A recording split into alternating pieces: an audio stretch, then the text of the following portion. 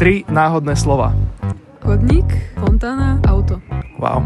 Opíšte mi ešte raz miesto vraždy. Vravím, okolo šlo auto. Akej farby? Červenej, Ako jahoda? skôr krv. Aká náhoda? Síta červená ako na vlajke nášho národa. No dobre, ale zavraždeného aj niekto nabodal. Nejaké vražedné predmety? Jediné, čo mi napadá, bola tá betónová socha, čo z nej vyteká voda. Dá sa povedať, že fontána? Asi áno, dáno, kámo, nemám páru, ako sa dá niekto zabiť fontánou. Možno príhodnejšie by boli tie kúsky pohárov. Aké kusky pohárov? Žiadne kúsky pohárov, iba fontána s veľmi ostrovite sanou tvárou. Počkať, pán svedok, to je faktor vhodný, ktorý by opisoval pôvod jeho rán bodných. Vzhľadom k tomu, že ste s obeťou opustili podnik len 5 minút pred vraždou. Okej, zabil ho chodník. Zavraždeného som pozval na 2 pivka, ale pitie išlo ako exponenčná krivka. A keď sme skončili, no tak už aj značne krivkala. Pri fontáne pred krčmou bol psi výtkal. Šmykla sa mu noha, spadol na svoj pohár. Ja mu vravím Boha, on už videl Boha. Snažím sa mu pomôcť, ale nemôžem. Môjho kámoša zabil chodník od hovien.